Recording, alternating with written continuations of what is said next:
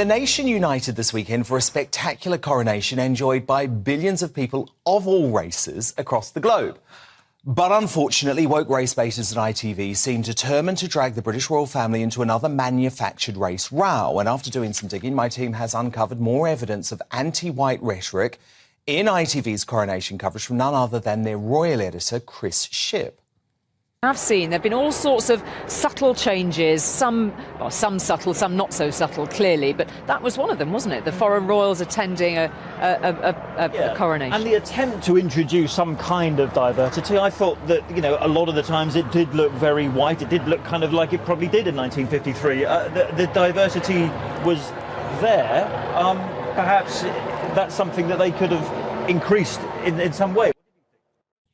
White family looking very white. How terrible.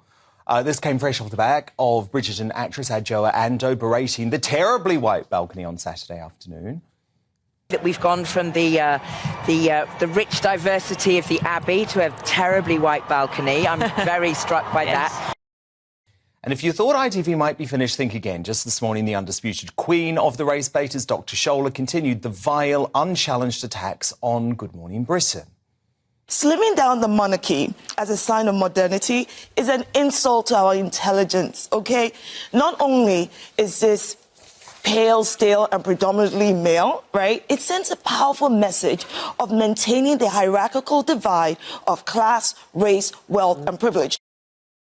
So what do you think? Were ITV commentators racist to brand the coronation and Buckingham Palace as very white and terribly white? Dan at gbnews.uk voting our poll at GB News. Those results shortly. But to help you make up your mind, all sides of the argument now, from social commentator Bushra Shaikh, the entrepreneur Dr. Powell, and the conservative commentator Aman Bhogal. So, Aman, this felt racist to me because no one would ever talk about the Thai royal family and say they're terribly Thai, or an African royal family and say they're terribly African. I mean, look, let's be honest, a very crass comment, clumsy at best, and a rotten display of racial bigotry at worst. I think very, very much divisive, extremely disrespectful to the great British public celebrating the coronation of King Charles. I mean, look, the truth is, there is a small but very vocal minority of such people who stand against everything that makes this country great. Our heritage, our proud multi-faith, multi-ethnic free democracy, and I would argue our greatest national institution, the very bedrock of our success and prosperity, which is the monarchy. I mean, let's be honest, where such merchants of division saw a terribly white balcony, the vast majority of us saw an amazing family moment. Where these peddlers of disharmony saw skin color, the nation saw a king who reflects modern global Britain. I mean, just look at the central and integral roles played by Lords Kamal, Patel, and Singh in the King's coronation. And of course, Prime Minister Rishi Sunak reading from the Bible in this glorious celebration, I would say, of our long-standing traditions anew.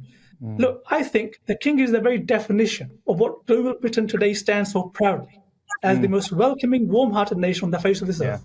Indeed, I couldn't agree more. But Dr. Powell, you totally disagree. You think there was nothing racist about those comments? Absolutely. I think when you look at the comments in context, I think it was an instinctive reaction where she kind of said, look, I'm looking at this balcony and it looks all white. It doesn't represent me.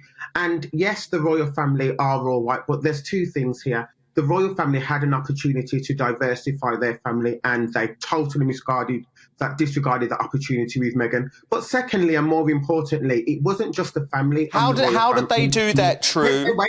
Wait there. Secondly, but most importantly, that it wasn't just the royal family that was on the balcony. There were page boys and there were maids of honour that was also on the balcony. You know, we had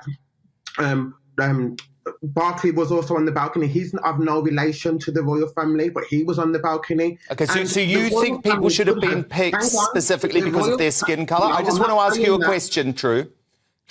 Do you think folk on that balcony, so the page boys, for example, should have been specifically picked based on their race?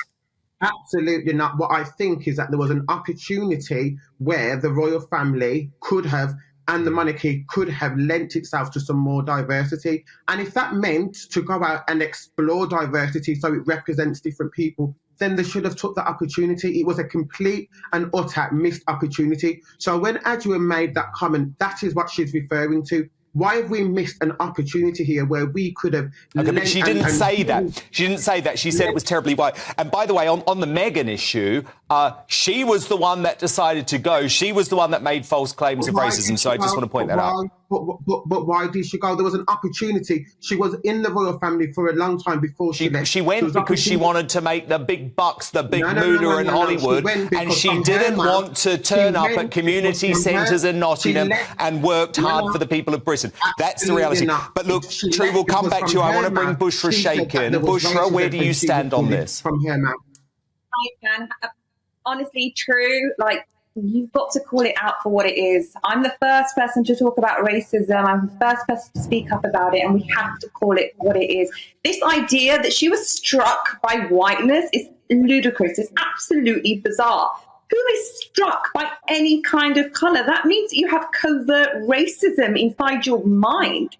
I mean, if I was there, I would have looked up and gone, wow, we've got the king there, we've got the queen there, it's a magnificent family, we're at a coronation. Why? Well, the first thing I think about is terribly white. Not even wonderfully white, not even a wonderful family, terribly. It's such a bizarre thing. We have to call these things out, otherwise we will be called hypocrites. True, how do you respond to that? I completely agree, and I absolutely call out racism when I feel that there is racism. On this occasion, you've made she said she was struck by whiteness. She did not say she was struck by whiteness, number one. And number two, yes, she made... Say that. She said that on multiple times in the newspapers that she was struck by the whiteness. So you tell me what that means. What she said in that context... she said that she felt that there was a rich diversity coming from the Abbey. You would presumably call me racist, True. Let me just make my point, True, and then you can respond. True, presumably you would say that I was racist if I referred to an African royal family as terribly black. What's the difference here? No, there is a main difference here, and the biggest difference here is that the royal family had an opportunity to diversify that balcony, and she didn't call the royal family. Can